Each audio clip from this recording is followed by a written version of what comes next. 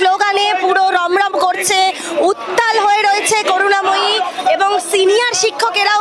আমি একটু আগেই আমরা বলেছি যে সিনিয়র টিচাররা আমাদের যারা চাকরিহারা হয়েছেন তাদের পাশে এসে অলরেডি দাঁড়িয়েছেন। সেই স্লোগানে রমরম করছে করুণাময়ী। প্রত্যেকটা শ্রেণীর মানুষ তারা বুঝতে পারছে যে এখানে দুর্নীতি হয়েছে, সেটা কোর্টের রায়ে পরিষ্কার দুর্নীতি হয়েছে। সেই দুর্নীতির মাথাগুলো কারা সেটাও পরিষ্কার, কিন্তু বিচার হয়ে গেল সেই নিরীহ শিক্ষক শিক্ষিকা শিক্ষাকর্মী তাদের উপরে, তাদের মুন্ডুটা কেটে দেওয়া হলো। রাষ্ট্র আমি এখানে একটা প্রশ্ন তুলবই, বিচার ব্যবস্থার প্রতিও আমি প্রশ্ন তুলব, কারণ আমি এই দেশের নাগরিক, আমার গলাটা কেটে দেওয়া হয়েছে।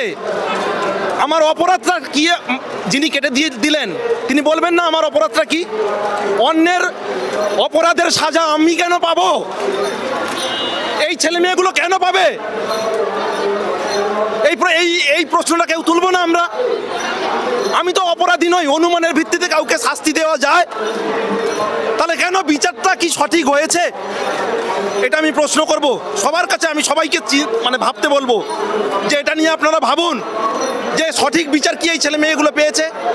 আমি 2010 সালের এসএসসি দিয়ে পাওয়া একজন শিক্ষক, কিন্তু আমি এদের এই অবস্থা দেখে থাকতে পারছি না বাড়িতে, যে কে কি পরিস্থিতি। ঘোরতর অন্যায় হয়েছে এদের উপরে, অনুমানের ভিত্তিতে সবাইকে শাস্তি দেওয়া হয়েছে, অনুমানের ভিত্তিতে। এটা কি দেওয়া যায়? এটা কি এইভাবে হতো না যে যারা চিহ্নিত স্পেসিফাইড টেন্টেড যারা, তাদের বিরুদ্ধে আপনি স্টেপ নিন, কিন্তু যাদেরকে খুঁজে পাওয়া যাচ্ছে না তাদের তদন্ত চালান। আপনি একবারের জায়গায় 1000 বার তদন্ত চালান, যদি তদন্তে কোনো কিছু খুঁজে পান তখন আপনি শাস্তি দেন। তার আগে কি করে হয় এটা? আমি ঘুম ধরছে না আমার। আমি কেউ আমাকে দোষী বললো, আমি বিচার চাইতে কোথায় যাব তো আমি বিচার চাইতে, যে বিচারটা কি করবে? এক ধার থেকে সবার গলা কেটে দেওয়া হলো। এ কোন ধরনের বিচার ব্যবস্থা? আমি ভাবতে পারছি না। আমি এটা প্রশ্ন করছি বারবার করে। অন্যায় করেছে একজন, ঘুষ খেয়েছে একজন, টাকা দিয়েছে একজন, টাকা নিয়েছে একজন, আর শাস্তি পাচ্ছে আরেকজন। এ কি আপনি বলুন, এটা আপনারা তুলে ধরুন সবার কাছে। আমি অনেক আগেকার প্যানেলের, আমি 2005 সালে চাকরি পেয়েছি, আন্দোলনে চাকরি পেয়েছি। আজকে বর্তমানে আমরা চারিদিকে যেটা দেখতে পাচ্ছি, আমার ভাই, আমার ছাত্র এখানে আজকে 2016 প্যানেলের বঞ্চিত হিসেবে রয়েছে। সারাটা রাত যারা জাগা, আমি ঘুমোতে পারিনি, তাই আমি আমার বিবেকের টানে এসি ঘরে শুয়ে থাকতে পছন্দ করিনি। স্কুল না গিয়ে আজকে এখানে ওদের পাশে দাঁড়াতে এসেছি। আমাদের যতটা সম্ভব আমরা জল ওয়ারেস ওদের পাশে যেটুকু দাঁড়াতে পারি আর সহমর্মিতা দেখানোর জন্য এসেছি। কিছুটা সংগঠনবাবু এসেছি বিজিটিএ সংগঠন থেকে আমরা, এরা সকলেই আমাদের ভাই, এবং এদের যে কষ্টটা চোখের সামনে দেখতে পাচ্ছি। একটা অযোগ্য চোর সরকার নিজের গদি বাঁচানোর জন্য এদের ভবিষ্যৎ নিয়ে ছিনিমিনি খেলছে, এটা দেখতে পাচ্ছি চোখের সামনে আমরা। ভুল হতে পারে, আমি দেখাতে চাইছি কি আগে শিক্ষামন্ত্রী চুরি করে গেছে, আমি সৎ, আমার বাকি ওপরে সুপ্রিমো সৎ, তাই যদি হন তাহলে সততা দেখানোর জন্য আপনি যোগ্য অযোগ্য লিস্টটা পাবলিশ করুন।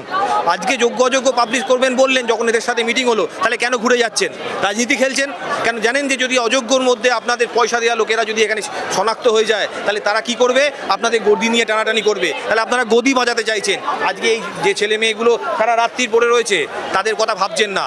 এদের মধ্যেও আমি বলবো, আমি দায়িত্বহীনভাবে বলবো, এদের নেতৃত্বদের মধ্যেও বেশ কিছুজন হয়তো সরকারপন্থী আছেন। ভেবেছিলেন যে সরকার তাদের বাঁচিয়ে দেবে, সরকার তাদের হয়তো ব্যাকডোর দিয়ে কিছু পাইয়ে দেবে, বাঁচিয়ে দেবে চাকরিটা। আজকে তাদের দেয়ালে পিঠ থেকে গেছে, আজকে তারাও বুঝতে পেরেছে, তাদের মুখ খুলেছে। তাই আজকেও তারা সমস্যারে বলছে যে না, আমরা মানবো না, আমাদের চাকরি সসম্মানে ফেরত দিতে হবে, কোনো পরীক্ষা নয়, কোনো কিছু নয়। দেখুন, আমি একজন সিনিয়র শিক্ষক শিক্ষিকা, আমার সমাজের প্রতি একটা দায়িত্ব আছে। আজকে আমি অন্যায় বিরুদ্ধে যদি রুখে না দাঁড়াই, কালকে আমার দিকে অন্যায় হবে, তখন আমার পাশে আমি কাউকে পাবো না।